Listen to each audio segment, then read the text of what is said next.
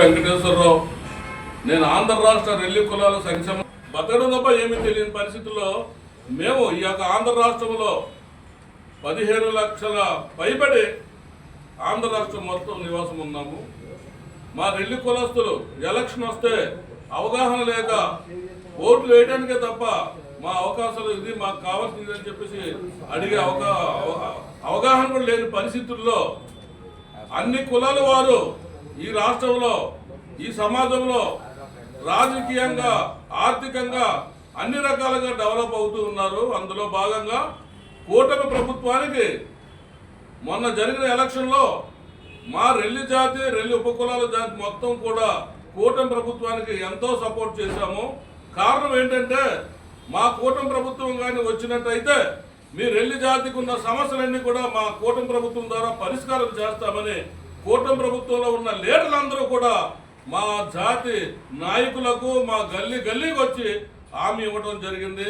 అందులో భాగంగా ఈ యొక్క కూటమి ప్రభుత్వం గెలుపునకు మేము చాలా కృషి చేసి మా కార్యకర్తలు మా లీడర్స్ అంతా కూడా గెలుపుకు ప్రధాన పాత్ర పోషించి కష్టాల్లో ఉన్న తెలుగుదేశం పార్టీకి ఈ యొక్క పొజిషన్ తీసుకురావడానికి కూడా ప్రధాన భూమిక పోషించింది కూడా రెల్లి కులాల వారు కూడా అని చెప్పేసి మీ అందరికీ సభాముఖంగా తెలియజేస్తున్నాము. అందులో భాగంగా నేటికి కూటమి ప్రభుత్వం మరి పదవి బాధ్యతలు తీసుకొని 2 సంవత్సరాలు పైబడుతున్నా కూడా ప్రతి సామాజిక వర్గానికి చెందిన ప్రతి జాతికి కూడా మరి కార్పొరేషన్ చైర్మన్ పదవులు కల్పించి ఉన్నారు. మరి 2 సంవత్సరాల కాల పరిమితి అయినప్పటికీ కూడా మా మాల సోదరులకు మా మాదిగ సోదరులకు కూడా రెల్లి కార్పొరేషన్ పదవులు కల్పించారు. కానీ మా రెల్లి జాతికి దళితులము వెనకబడ్డ రెల్లి కులస్తులం మేము. మరి మా రెల్లి జాతి ఎస్సీలో ఉన్నా కూడా మా కోసం ఈ కూటమి ప్రభుత్వం ఈ రోజు వరకు కూడా ఆలోచన చేయలేదు.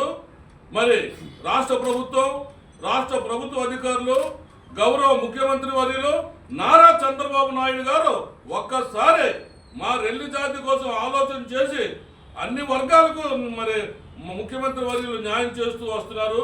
మా రెల్లి కులానికి కూడా న్యాయం చేస్తారనే ఉద్దేశంతో ఈరోజు పత్రికాముఖంగా గవర్నమెంట్ని ప్రశ్నిస్తూ ఉన్నాము. కారణం ఏంటంటే మా కమ్యూనిటీకి అవగాహన లేదు. మాలో ఏ ఒక్కరైనా రాజకీయంగా ఎదిగితే కానీ మా రెల్లి జాతి డెవలప్ అవ్వదని చెప్పి సభాముఖంగా గవర్నమెంట్ని మేము ప్రశ్నిస్తూ ఉన్నాము. దయచేసి మాకు అవకాశం కల్పించే బాధ్యత, అవకాశాలు ఇచ్చే అవసరాలు మీ కూటమి ప్రభుత్వం చేతిలో ఉన్నప్పటికీ కూడా రెల్లి కార్పొరేషన్ పదవి మా కమ్యూనిటీలో ఎవరికి ఇచ్చినా పర్వాలేదు, రెల్లి జాతికి ఇవ్వాలని ఈ సందర్భంగా రాష్ట్ర ప్రభుత్వానికి ముఖ్యమంత్రి వర్యులకి మేము కోరుతున్నాము. లేని పక్షంలో ఆంధ్ర రాష్ట్రంలో ఉన్న 15 లక్షల పైబడి ఉన్న రెల్లి జాతి యావత్తు కూడా జిల్లా కలెక్టర్ వద్ద ధర్నాలు చేసే పరిస్థితి వస్తుందని మీకు సభాముఖంగా తెలియజేస్తున్నాము. రెల్లి సత్తా ఏదో చూపిస్తాము.